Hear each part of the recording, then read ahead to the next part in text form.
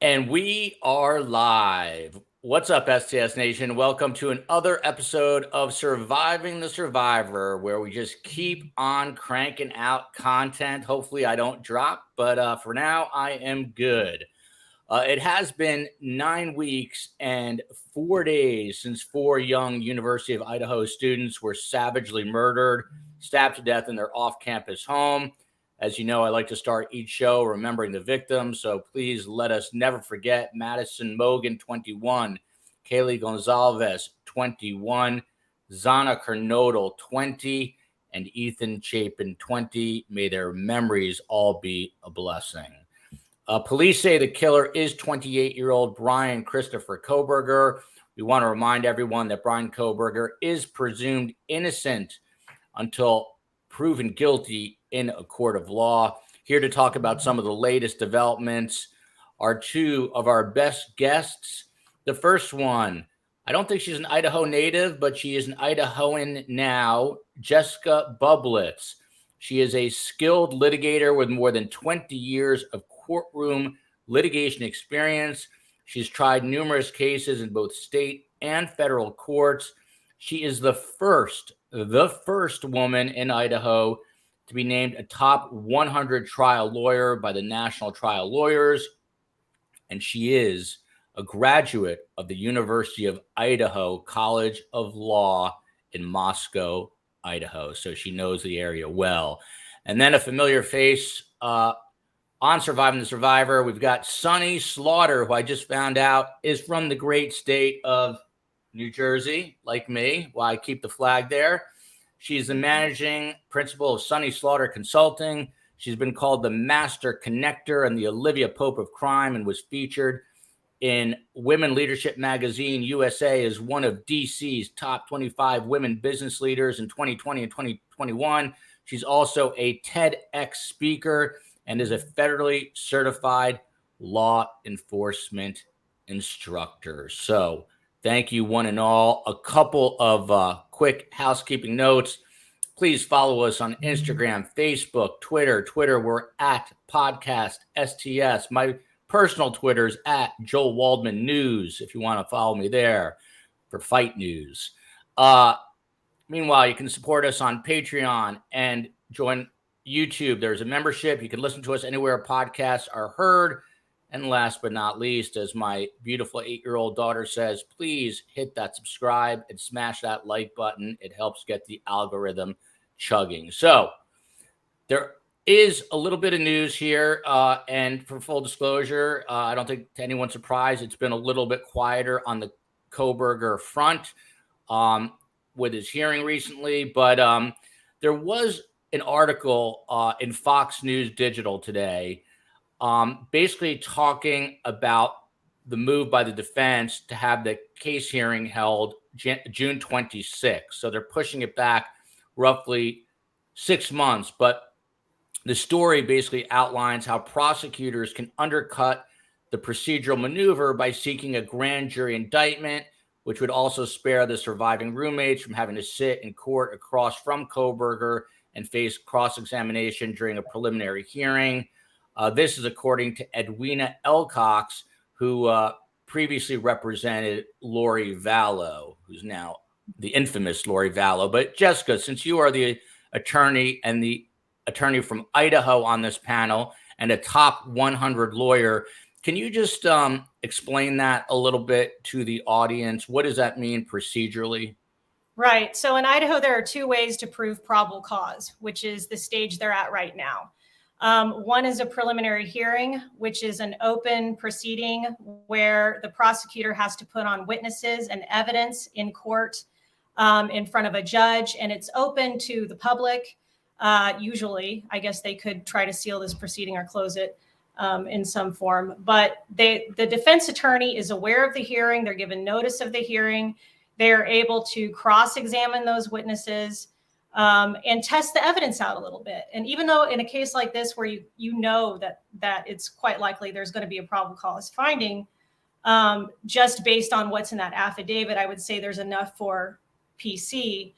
In a case like that, you can still challenge the evidence. You can still test out the witnesses. You can still kind of get a feel for where some weaknesses might be. But the other way to prove probable cause in Idaho is through a grand jury proceeding. That's true. Those are secret. The defense is not given notice of when it's going to be held. So they can do it anytime. They convene a private panel of jurors and produce the evidence for them. There's no cross-examination. They are allowed to ask questions. And there are some rules and, formalities to that procedure to make it fair as well. But the advantage to the prosecutor is that they don't have to have that open testing of the evidence that occurs at that stage. And then if they find probable cause, it just gets set in district court, which would be with Judge, not the judge that has it now. I think his name is Judge. And then they would plead not guilty at an actual arraignment there. Yeah. And it says here that the defense attorneys, they're not entitled to notice that it's happening. Is that accurate? That's right. They won't know about it. They won't tell them. So it could just be like tomorrow. And it happens all the time, especially in Idaho. You use them with sex cases and things like that, where you have sensitive victims who you don't necessarily want to be exposed to cross-examination. If you're the defense attorney, you may have it set for a preliminary hearing, and then one day it's, here's an indictment on the case, and now it's set for a different hearing. So you had no prior knowledge of that whatsoever. And I think they probably, I don't know that they use those in Latah County. Not every county has uses the grand jury process. And I can't recall, it's been a number of years since I worked up there I was the city prosecutor briefly. I can't remember if the county used that process in Latah County or not. But at other areas, certainly down in Boise and more populated areas, that would probably be the method they would use. Sonny, this is an interesting comment up here from Stana Barton. And we'll make it very interactive today, hoping that we get some good questions from STS Nation. And I know some of the Grizzlies have joined. So welcome to the Grizzly True Crime fans. Please, folks, let's not let this case lose interest to us. The defense hopes we will. For me, not on your life. Let's keep the programs coming. Keep it up. Keeping it up front on. Sonny, question for you, because 99% of the mail I get is all positive, but then you get the 1% who says, you're beating a dead horse, you're just doing this for yourself, blah, blah, blah, blah, blah. How important, in your opinion, and you're a victim yourself, is it to keep the media spotlight on all cases that deserve it, but especially a high-profile case? Does it, in fact, help in terms of the justice system and helping get justice by keeping it in the spotlight?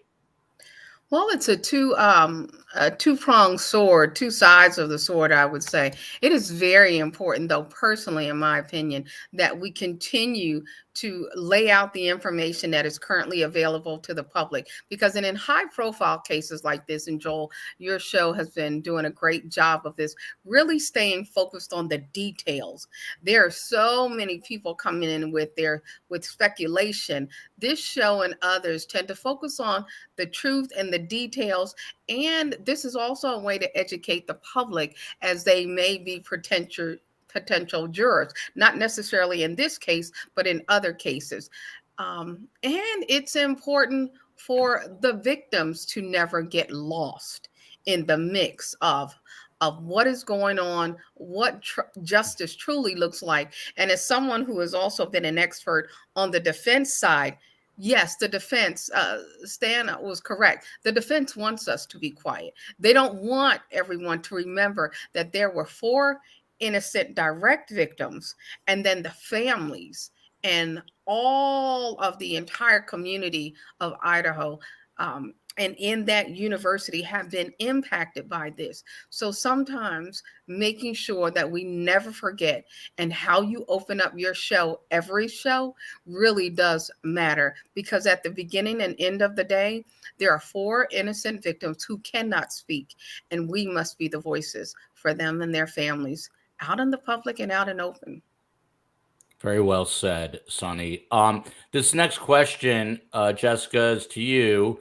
Can you ask that nice lady lawyer? We prefer woman, and it is Jessica Bublitz.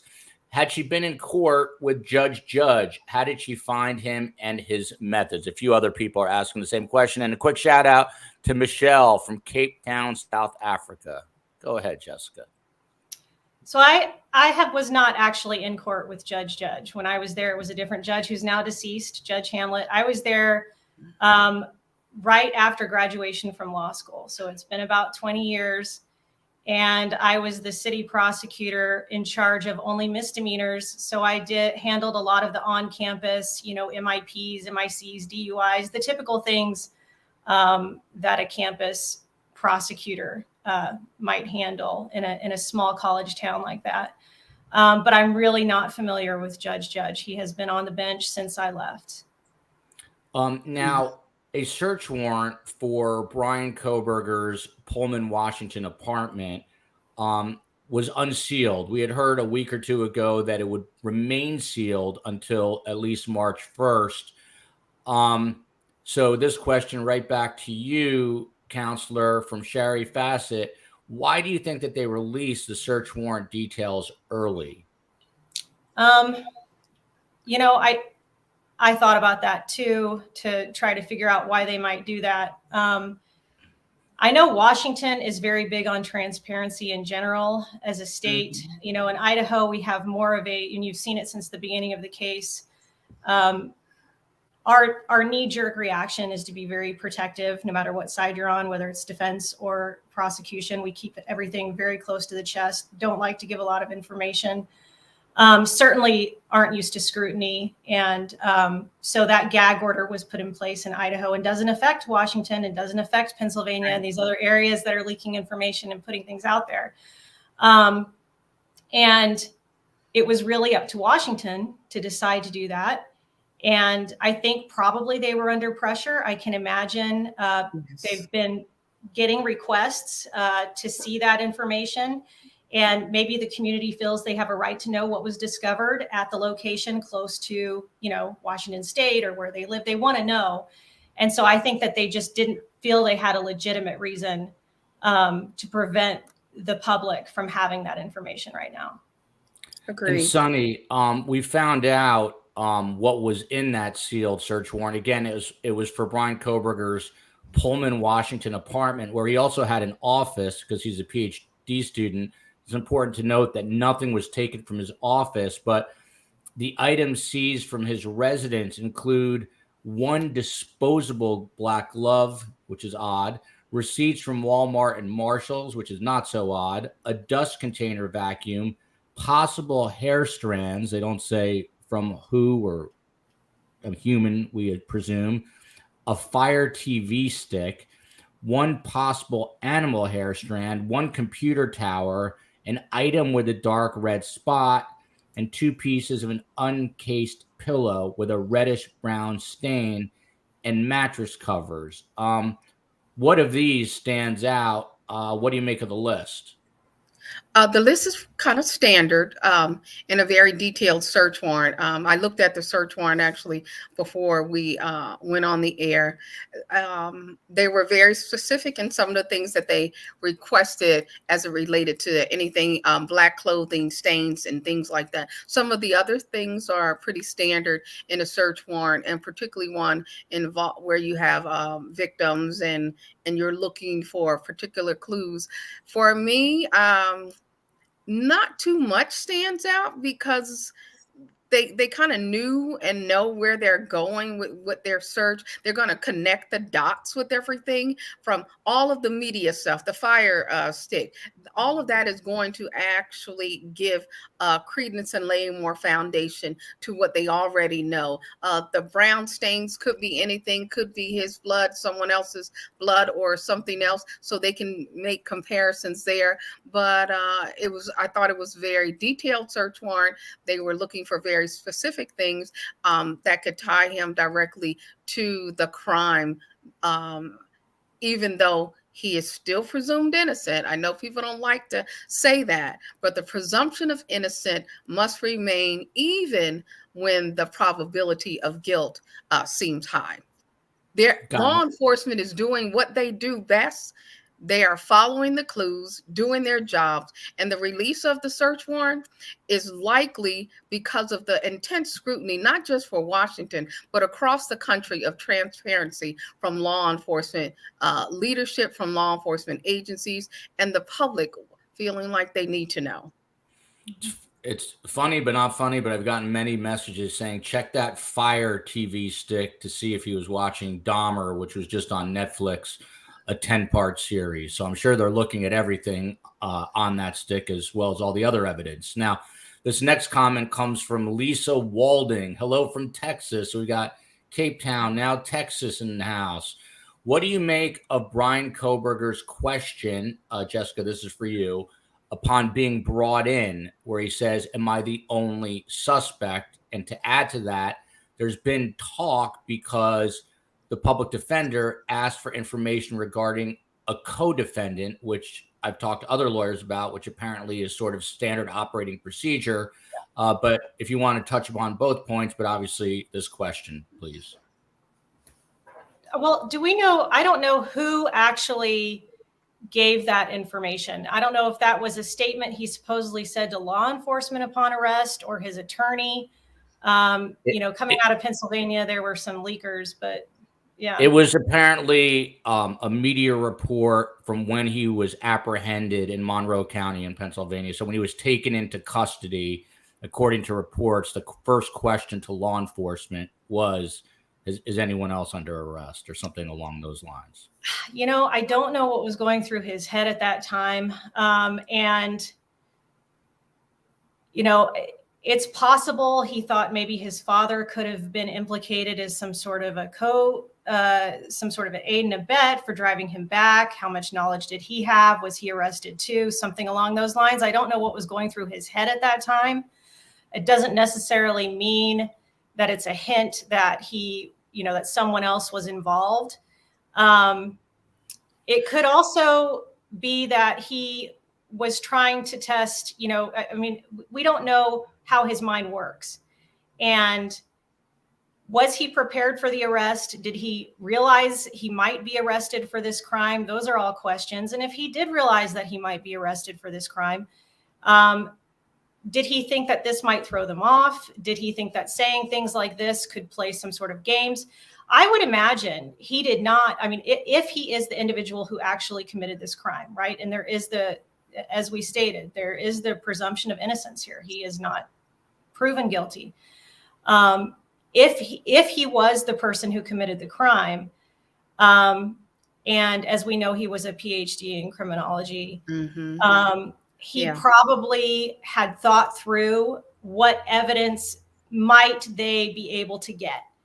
Right. And it's kind of off on a tangent a little bit to go to this direction, but I don't think he foresaw things like his DNA being in a family DNA base like Ancestry.com. I don't think he foresaw some of these things. So if it was him, then I think he had very little expectation of what law enforcement might actually have as far as evidence. So was he playing games? I mean, it's obviously possible there was someone else he was alluding to. I don't think that's very likely. Sonny, I'm going to let you jump right in. I just wanted, because it ties into what Jessica was just saying. And this is interesting. So we've had Kevin Fixler on our show. He's an investigative reporter with the Idaho Statesman. And he has a story out with his byline from yesterday where he spoke to a Washington State University grad student. They spent time together. This person didn't want to be identified. The only thing we know is that they're not from the United States. They study here abroad. But he said, this person, the neighbor said that he talked about his ancestors, meaning Bryan Kohberger, and told this neighbor that he had some sort of DNA test, and goes on to say, I don't know how he got to that point. It was very interesting to him. Sonny, what do you make of that he had this interest? And I guess, not contrary to Jessica's point, but he must have known then that he had DNA in some sort of DNA database. The question is whether he made it public, private, etc. Right. Yeah, I did see that too about the DNA. That is very interesting. It is, as Jessica stated, we don't know his state of mind. But when I read also about that statement, one of the things that I thought about was he thinking, am I the only person that they are looking at? Because and Jessica, you weigh in and how I'm talking about this and thinking about this. On the defense side, if he is the only person that they are looking at, that law enforcement has looked at, that law enforcement has intentionally pursued, even though the evidence is clear, and this is a PhD student, criminal person, criminal mind, education, this is what he's been studying in background. Irrespective of the DNA, is he saying with that question, so am I the only one that you're looking at? Because then that becomes, who else did law enforcement look at? What are the conversations and what are the digs did they do? Are they currently doing? And is there another suspect? Could there be another suspect? Or have we potentially honed in too fast, too soon, and too much on one and have ignored potential evidence for someone else? Interesting. This next comment, Jessica, from Car Guy. Will the prosecution release the dog hair info if it was a match to the murder scene? Another person points out this is not dog hair necessarily. They found animal hair. We're talking about Murphy. Karina writes in the comments not up, Murphy will become the world's most famous canine if it turns out that his hair will be the nail in Kohberger's legal coffin. If this is dog hair, and if it is a match to the dog Murphy that was in the house in Moscow, would the prosecution release the question? Back to the Car Guy's comment. Well, discovery is ongoing right now. So, and I do think that one of the reasons the defense had asked for the preliminary hearing to be set out so far is because they're anticipating a lot of discovery coming in over the course of time. They know that the big picture is not there yet. And right now, I would guess that they've probably gotten some preliminary reports, some preliminary labs, 911 call, body cams, things like that. The prosecutor has probably already sent that over to the defense. As we know, there's a gag order for Idaho. So if Idaho lab processes this hair, which it likely will, and law enforcement has it, they won't release it to the public, but they will release that to the defense, the lab result from that hair DNA. And a lot of this information is probably still being tested and sent over to the defense so that they can compile it and see the strength of the case as a whole. We also have the warrant from the car. And so there's still a lot of information potentially there from that search that we don't know what was collected and what's being tested. I said hello to the Grizzlies earlier. It looks like Grizzly True Crime herself is on, so shout out to her. Sonny, Carrie G, given the interest and high publicity of this case, how will they find an impartial jury? Always a great question. Yes, Carrie G with the spotlight on the question that we all want to know. Can you find an impartial jury? Can you find an impartial jury at the location where the trial may be?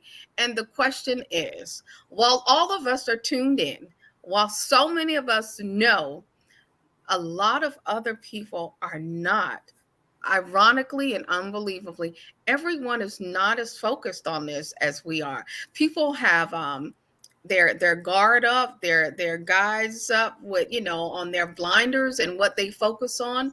They might see it, take some in, and keep moving. There's a lot that people, and I was just talking about this earlier, there's a lot that people don't really want to know about cases like this because it's hard to consume. This is a very difficult case. This is a very, Joel, we have to thank people like you, thank people like the folks in the Grizzlies who continue to stay focused, but everyone is not as focused intentionally on this because it's not well for their health. So don't forget, people who are in the juries are also a part of those who vote. So people are continuing to register who might be new to the area. There is always the potential for an impartial jury. I think people also who know some of the details can be fair-minded and objective.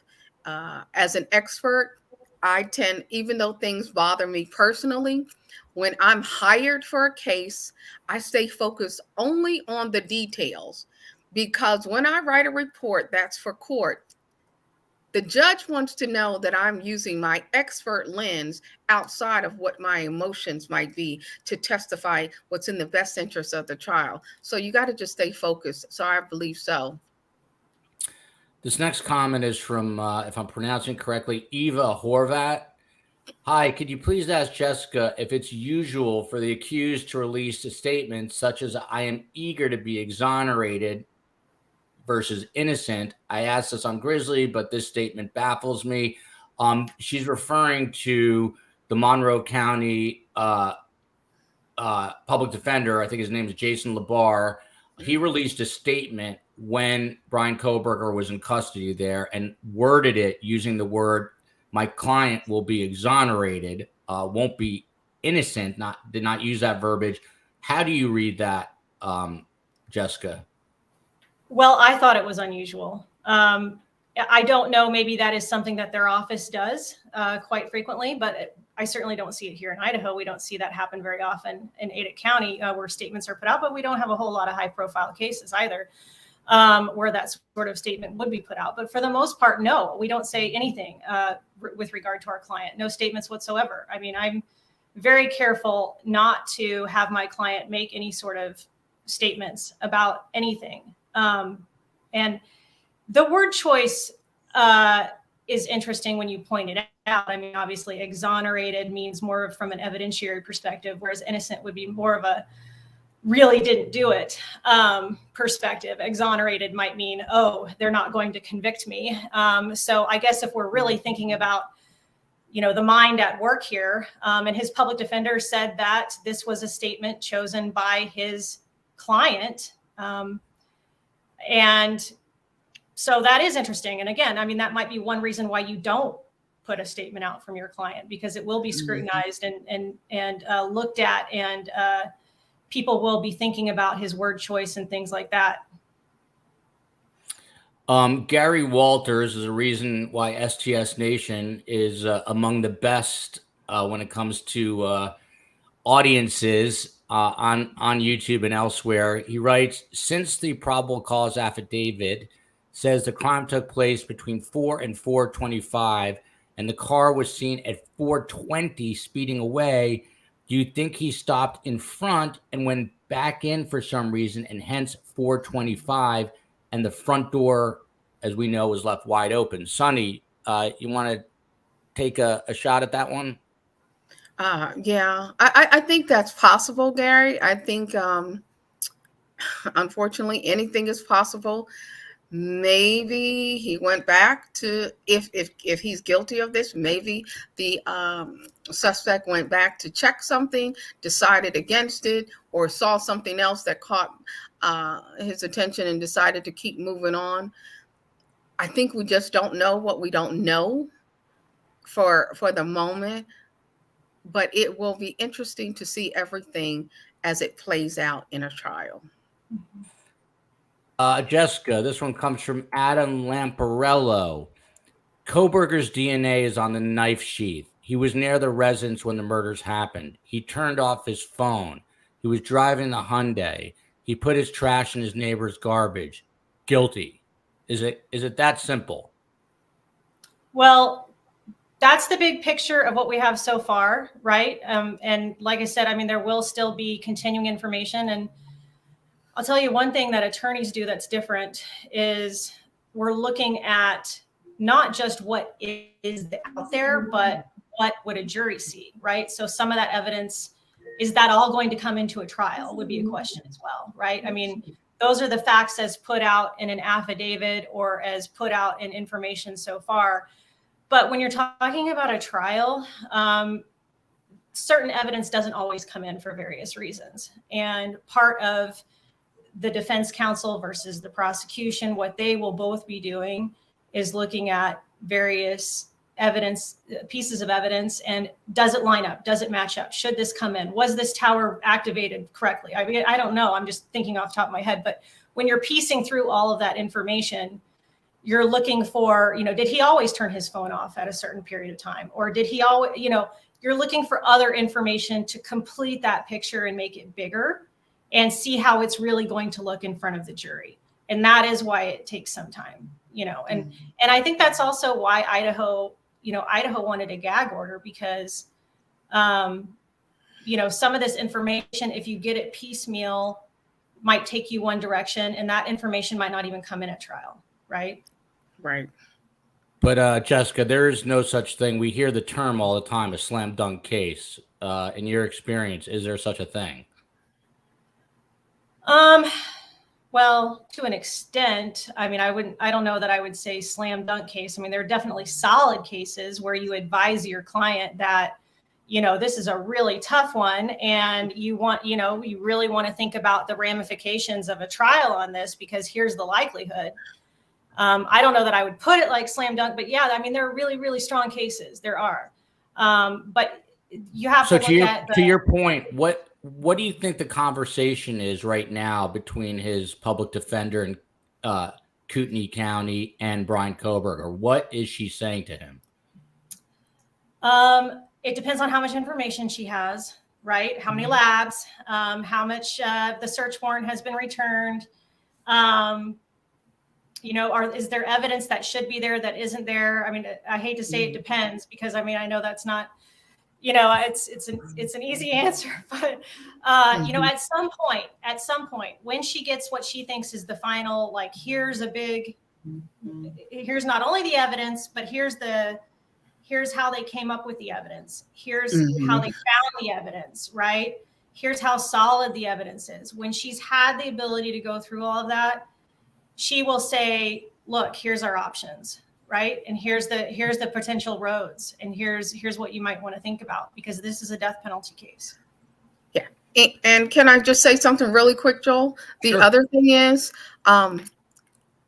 the needing extra time also needs, for the defense, means gathering experts to work on the case with the attorney. This is such a high profile case. And while we think everyone might want to jump in, being able to get not just an expert, but the right experts, and those who are willing to take the heat for taking a case like this, all of those things have to be thought out. So as Jessica said, big picture for evidence, but also big picture for a team.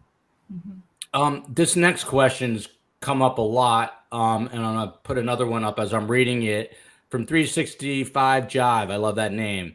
Why do they need to list each hair individually? Are the items listed based on the locations they were found in the apartment, followed up by Danielle Simone? Why are the hairs listed separate, and why the change in language from possible hair to hair strand? Can you address that, Sonny? Yes. So location matters, and that's why, one of the reasons why, but also the difference between a hair that is from the root a hair that is a long strand, a hair that might come from the head or another part of the body would be one of the reasons why it would be listed individual, because it would also be, all of the tests are going to be individually identified as well. So law enforcement would go through, and as they're collecting evidence, it is very important to not mix things together, which is why they have so many things and so many bags and so many, they're identifying each thing separately. Each location needs to be listed out. And that is something that the defense will also be looking for. When you have an expert looking, okay, where did they get this from? And where did they get that from? Any cross-contamination, all of those things matter when you think, and it's really important for the prosecution that law enforcement get it right the first time. To you, Jessica, Adam Lamparello and his past posting on social media strongly suggests narcissism and lack of empathy. And these traits are common to those who commit horrific crimes. I think Adam is referring to a story just this week from a law enforcement source talking to People magazine, where they say that Bryan Kohberger greeted at least one of the 3 female victims on Instagram. And when he didn't get a reply, he sent several more messages to her. According to the law enforcement source telling People magazine, he said, and this is Bryan, he slid into one of the girl's DMs, direct messages, several times, but she didn't respond. Basically, it was just him saying, hey, how are you? But he did it again and again. How would something like that, if true, be used by the prosecution or possibly the defense if it was admissible at trial? Yeah, if it's admissible and it comes in and it's actually his account and all of those things are, the foundation is met and everything, then it would initially potentially fall under character evidence, like a lot of other evidence, but they might try to use it for intent, malice aforethought, other things that you're looking at as far as the mindset that goes into this. Part of this case is going to be preparation, planning, intent. And if he, did contact them, it's going to have to be, they would have to make a pretty strong case for how that goes to his intent. But that's the only use that I can see would be just going to his mindset and the planning of it. And to you, Sonny, I'm curious about your take reading that he was, quote unquote, sliding into their DMs. I think it happens all the time.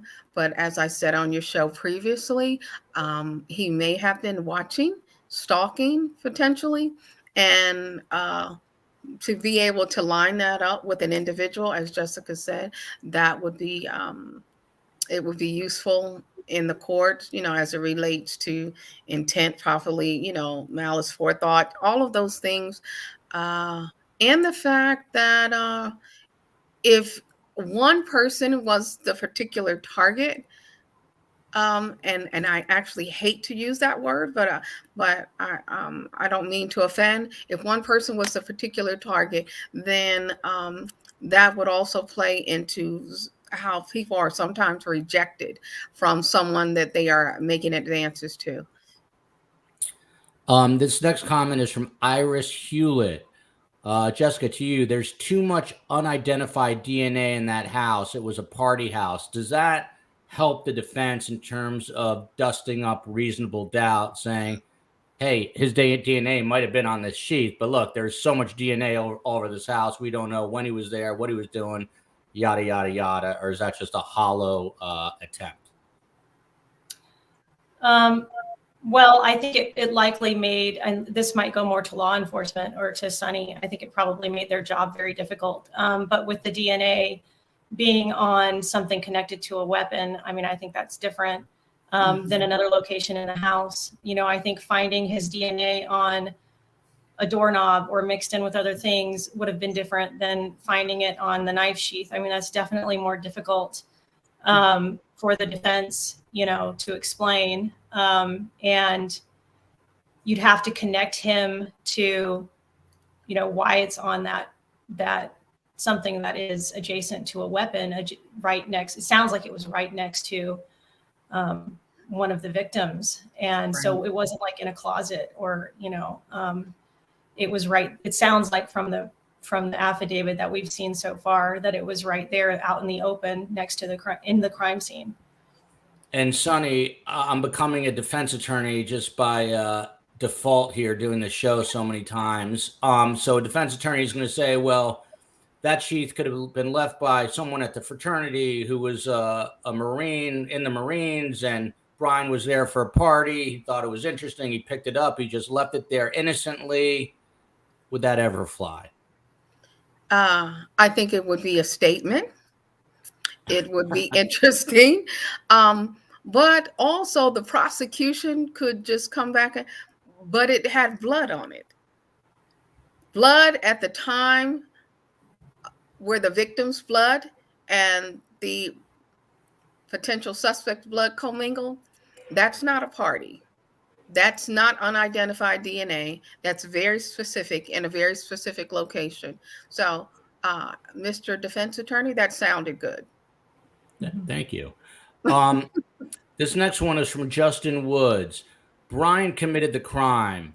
Only thing we need to know is why. Was he alone? Will his peers give him the death penalty? Jessica, to you, this remains the $64 million question. Why? Motive. Any thoughts on this? Is it even important to you? It's important to me because obviously jurors are people too, right? And so I think it's important just as a human being to know why is, a question that everyone always asks when faced with something horrible. Why would this person do it? Plus, you want to know if it's really him, why, what reason did he have? And unfortunately, I think when it comes to people who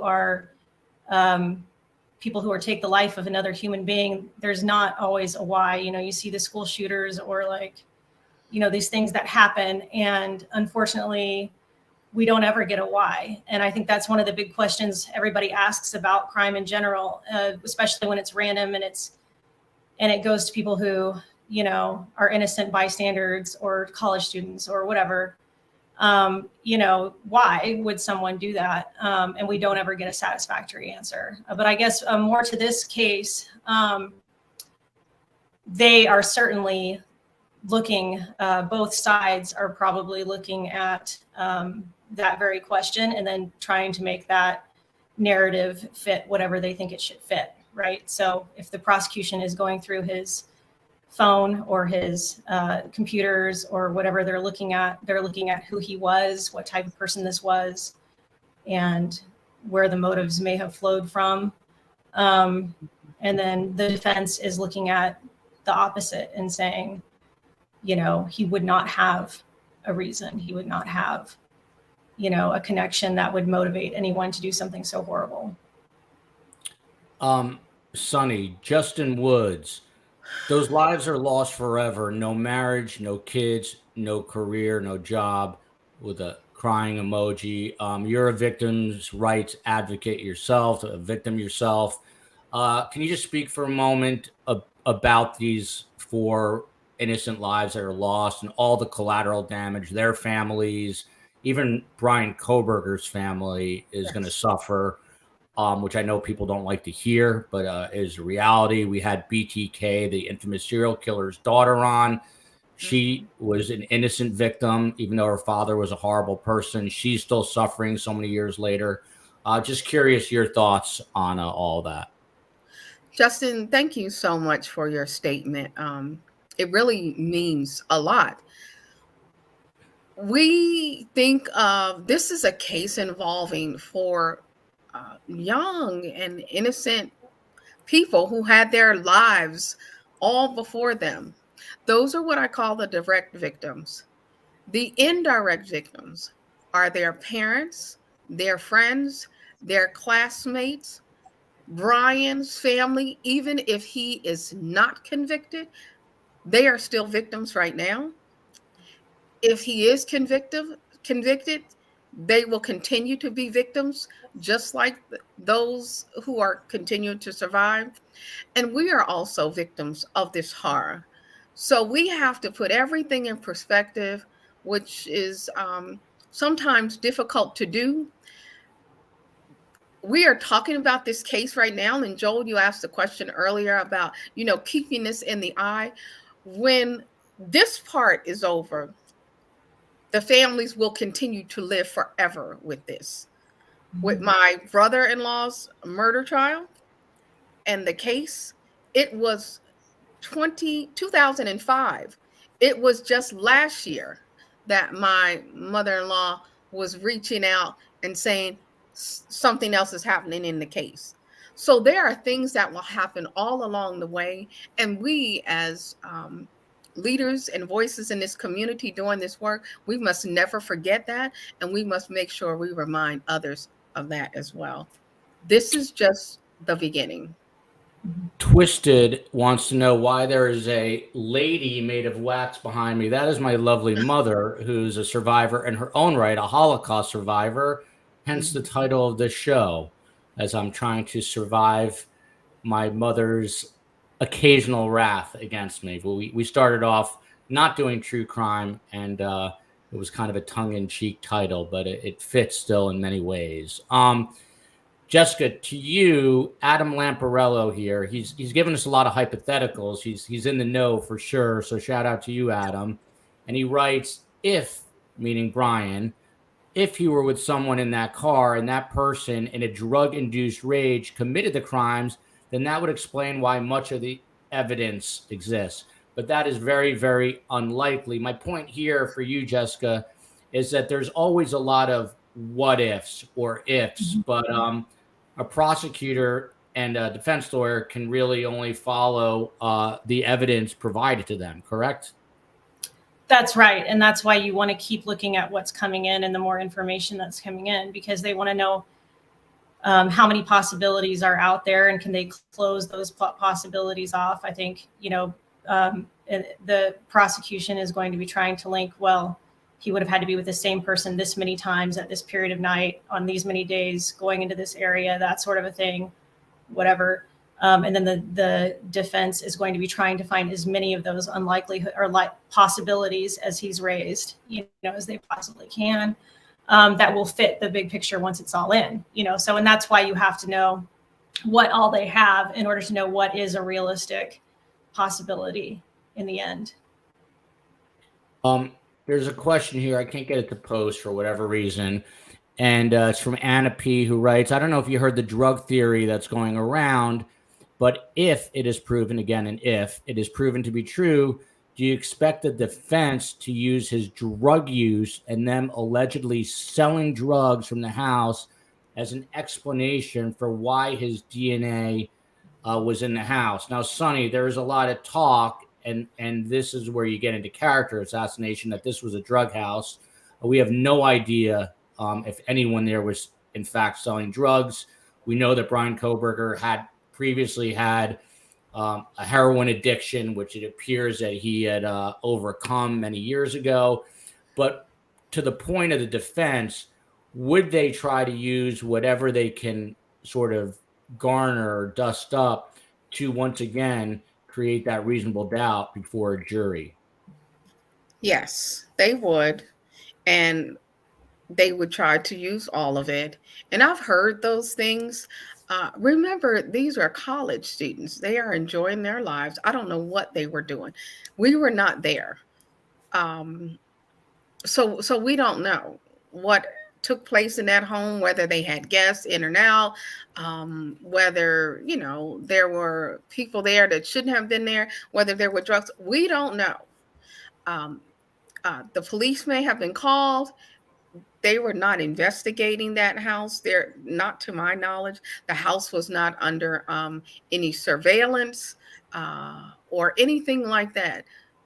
So the fact that he may have been there to get drugs, if that is what in fact happened, still has nothing to do with the fact that there were 4 young people that were murdered.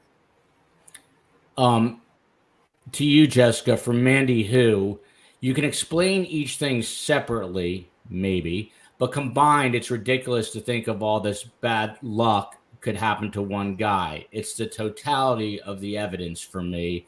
Much can be said, even more so for Brian Walsh in Massachusetts, who they found a bloody knife, they found a hacksaw, they found him at Home Depot buying $450 in cleaning supplies. Sure, you find one thing maybe, but what does it say about the totality of the evidence in the case?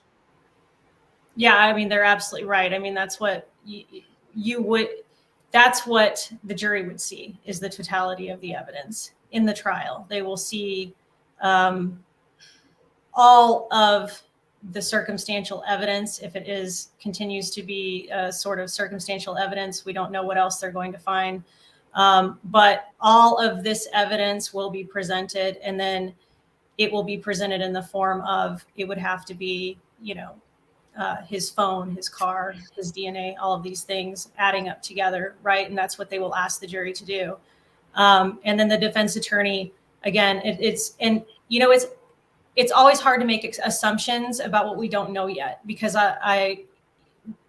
in the beginning, there were a lot of assumptions that the two surviving roommates were in the basement, that they were asleep, right? And those were kind of taken for granted as it must be so, right? Until you get more information that tells you, oh, wait, that's not so. One of them actually was on the second floor. One of them was not asleep. In fact, one of the, in the probable cause affidavits, it says one of the victims was not asleep. So sometimes our mind we can't anticipate some of the things that might come out as an explanation later on either. So although right now that's the picture that we have, until we have the entirety of the evidence, we don't know how all the possibilities are and how they're going to fit together. By the way, I just want to clarify, I got made fun of for allegedly saying affidavit with a D. And I want you to know, I know it's with a T, but I'm from Jersey, like Sonny, so I've got an accent. So Thank you. Just clarifying the air there. Emma Jane writes, and Sonny, this one's for you. When do we find out the results for the seized items? That is the hair. Would it be in June if that's when this next case hearing would be? Well, hopefully we won't find out any more information about the evidence and what they have. And I say that because the case is ongoing. And as Jessica just pointed out, the piecemealing of information is what the problem is. So the releasing of the prosecution doesn't want to release more information to the defense, and the defense doesn't want the information to be released to the public. So hopefully we will be limited in our information, but it won't take as long before June, before those that need to know will have the evidence, if that makes sense, the information to look at what they're, the itemized list of evidence and things like that. I hope that made sense to your to our STS Nation folks. I'll let you know if it doesn't when I hear from them. I know. I'll be on there looking. I'll be on there looking, guys. Yeah, Sonny's great at responding to everyone. Couple more comments. We'll get some closing thoughts and we'll wrap it up. But this one is from Victoria S. For you, Jessica. Who is paying for the defense attorneys, experts, etc., for this long, drawn-out trial? I have a feeling you're going to say we are. Yes, the public. Well, so they haven't made any motions for, well, not that I'm aware of anyway. I guess they could seal them, but that I'm aware of, they haven't made a motion yet for appointment of an expert by the court and payment at public expense. They can do that, and then they would ask the court to provide that be paid for at public expense, and that they would have to show his resources, finances, things like that, on why he can't afford to hire an expert and why they need the expert. So those are usually motions made to the court. Mm-hmm. Here for the truth, as we all are. Why is all this info available to the public if there's a gag order? Back to you, counselor. Can you explain the gag order? It is quite confusing to a lot of people. So the gag order, one thing to keep in mind right now, Idaho has jurisdiction of the case, right? It's Idaho's case. and it's in an Idaho court, and no other attorney has jurisdiction over this case. So in Pennsylvania, for example, they didn't have actual jurisdiction over the case except to allow for extradition to Idaho. That was their only purpose. Were the place of arrest. They were not given discovery. He's not, they're not actually the attorneys on the case. Just appointed for that one very limited purpose. That's it. So it's Idaho's case, and the Idaho judge issued an order over who she can, because she only has jurisdiction over the people within the state of Idaho, that the law enforcement here, that the attorneys on the case, anyone involved with gaining information or evidence is not allowed to send that evidence out into the public. And Washington is not under Idaho's jurisdiction. So that Idaho judge can't tell Washington what to do. And the Idaho judge can't tell Pennsylvania what to do or to stop talking. So we're getting some information. And I don't think we're getting any information out of Idaho law enforcement right now. I was wondering where that leak came from of, the text or the Instagram messages off of his phone. Where did that come from? I don't know. I haven't seen a source for that, but it's not supposed to be a law enforcement official in Idaho. So if it came from someone that had that evidence, maybe in Washington they have his phone, or in Pennsylvania, maybe they have it in the jail there from where he was arrested. I think it was in Pennsylvania. In Pennsylvania, where they picked him up, where he was arrested. Am I right, Joel? Because he was arrested. Yeah. So he was arrested in Pennsylvania, and they have I think they still have the car. I think. Well, yes. Or they still have the FBI in Philadelphia, I believe, is processing the car. So that is where some of. I agree with you, Jessica. Right. So if that's the case, some of the stuff is. Right. So Pennsylvania is leaking some information. This next comment is from Future. This one's for you, Sonny. I'm still leaning strongly toward him only going in for one victim, and then the two girls in the same room messed up his plan, and then Xana getting food. She possibly saw Bryan Kohberger, or he saw her, and ended up with 4 victims. Do you have any take on this one way or the other? There's so many theories about what actually happened. I actually don't. I just think that Bryan is the suspect. We believe that he went in. We have 4 innocent victims, 3 young ladies and 1 gentleman. It was horrific. However it was done, we just know it's done, and we can't ever bring them back. It is a horrible, tragic ending to those 4 young lives. This one here, we'll make this our final comment and get some closing thoughts, comes from Ryan Cossey. The defense needs to argue jurisdiction, maybe federal, Idaho, Washington state. Jessica, valid point? Well, Idaho has jurisdiction over any crime that occurs in Idaho. So Idaho has jurisdiction. There are some cases that you can have concurrent jurisdiction with a federal court. I don't know I think right now Idaho's handling it. I don't think it would ever become a federal case, but I mean, it is something that does happen in murder cases. So I can't see why that it would happen in this particular one. Right. Like nothing specific. Right. Why. Sonny Slaughter is the founder and managing principal of Sonny Slaughter Consulting, LLC. She has been called the master connector and the Olivia Pope of crime. She's given TEDx talks. She's a victim rights activist. She's also federally certified as a law enforcement instructor. Sonny, from your perspective, as it relates to this case, what are you looking for next?